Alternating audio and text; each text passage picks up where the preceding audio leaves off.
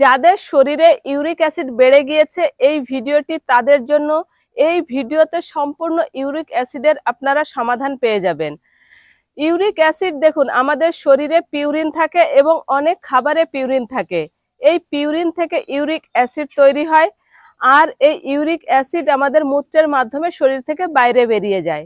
যদি কোনো কারণে এই ইউরিক অ্যাসিড শরীর থেকে বাইরে না বেরোতে পারে, তাহলে আমাদের হাতের এবং পায়ের যে জয়েন্ট রয়েছে সেই জয়েন্টে ইউরিক অ্যাসিড জমা হয়ে সেখানে ফুলে যায়, লাল হয়ে যায়, ব্যথা হয়। একে অনেকে গেটে বাতও বলে বা গাউটও বলে থাকেন।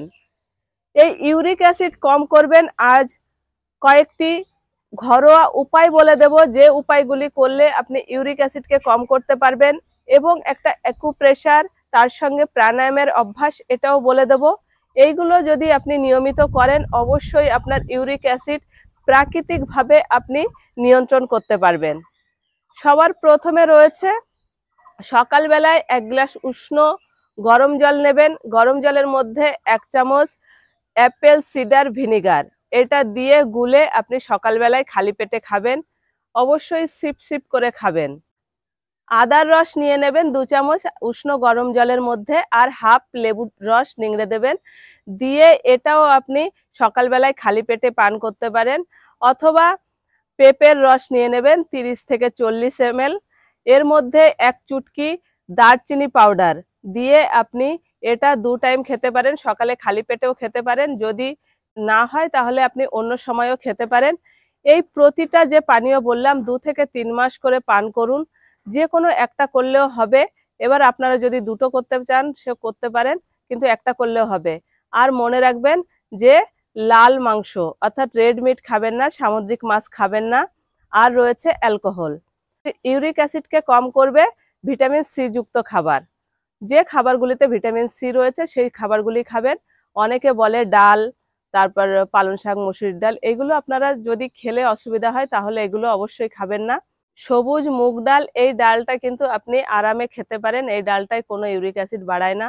আর অন্য অন্য ডালগুলি যদি আপনার ইউরিক অ্যাসিডকে বাড়িয়ে দেয় তাহলে অবশ্যই খাবেন না।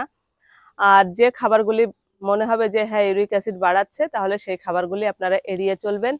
এইভাবে ইউরিক অ্যাসিডকে আপনারা নিয়ন্ত্রণ করতে পারবেন। অ্যাকুপ্রেশারের পয়েন্ট দেখুন, এটা শুধু বাঁ হাতেই রয়েছে। এই পয়েন্টটা এখান থেকে আপনি এইভাবে একটা আঙুল ছেড়ে দেবেন, পরের আঙুলটাতে আপনি এইভাবে প্রেসার করবেন। আর এটা হাত দিয়েও আপনি করতে পারেন, আর এইভাবে একটা স্টিক দিয়েও আপনি এরকম একটা জায়গায় প্রেসার করতে পারেন। দেখুন, এখানে যখন প্রেসার দেবেন তখন শ্বাস ছেড়ে দিতে হবে।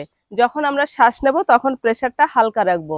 আমি এখন শ্বাস নিচ্ছি, এখন প্রেসার দেব না। যখন আমি 2 নাক দিয়ে পুরো শ্বাস ছেড়ে দেব সেই সময় প্রেসার দিয়ে রাখবো। আবার শ্বাস নিচ্ছি, এখন প্রেসার দেব না। যখন শ্বাস ছেড়ে দেব তখন আমি প্রেসার দেব। একে বলা হয় ভস্ত্রিকা প্রাণায়াম।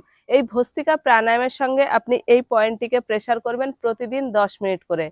এই পয়েন্টে প্রেসার করেও আপনি ইউরিক অ্যাসিডকে কন্ট্রোল করতে পারবেন। এবং যে খাবারগুলি বললাম সেই খাবারগুলি যেগুলি খাওয়া বারণ রয়েছে সেগুলি খাবেন না। আর যে পানীয়গুলি পান করতে বললাম যে কোনো একটা বা যে কোনো দুটোও করতে পারেন, আপনাদের প্রয়োজন অনুসারে আপনারা করে নেবেন। এতে দেখবেন কয়েক দিনের মধ্যে, অর্থাৎ 1 থেকে 2 মাস সময়ও লাগতে পারে, এর মধ্যে আপনাদের ইউরিক অ্যাসিডকে আপনারা প্রাকৃতিকভাবে একদম কন্ট্রোল করতে পারবেন। ধন্যবাদ সবাইকে।